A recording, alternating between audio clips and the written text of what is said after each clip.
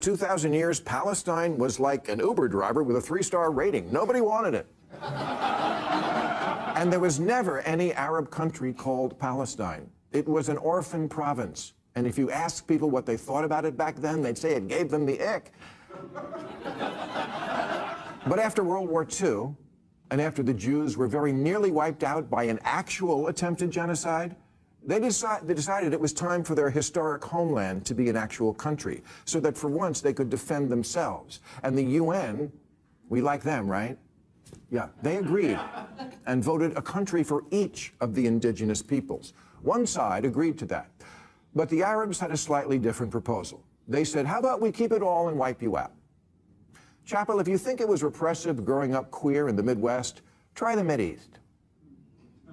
You're a female drag queen, and you sing, I fucked you in the bathroom when we went to dinner, your parents at the table. Yeah, that wouldn't fly in Gaza, although you would straight off a roof. The same goes for knee-deep on the passenger seat and you're eating me out. Yeah, my guess is the morality police would figure out that one's not about the drive-thru. And kill your feather boa-wearing ass.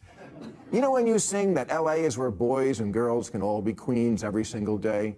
You're welcome, but offer not good in the West Bank.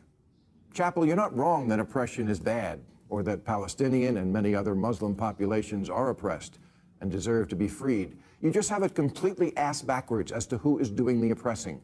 Hamas is a terrorist mafia that took over Gaza. The Revolutionary Guard is a terrorist mafia that took over Iran.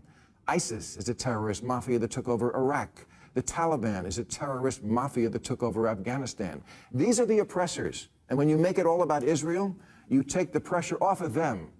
You enable them. The Iranian regime has killed 600 protesters after a 22-year-old woman died in police custody following her arrest for the crime of wearing her head covering incorrectly. Just to be clear, that's your team. Iran is who sponsors Hamas and Hezbollah. Are you sure this is who you want to throw down with?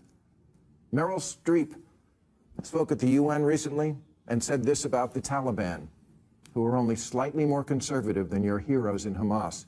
She said, today in Kabul, a female cat has more freedoms than a woman. A cat may go sit on her front stoop and feel the sun on her face. She may chase a squirrel into the park. A squirrel has more rights than a girl in Afghanistan today. A bird may sing in Kabul, but a girl may not. You're a singer, and you're advocating for a place and a culture you would never want to live under. Gender may not be binary, but right and wrong, kind of.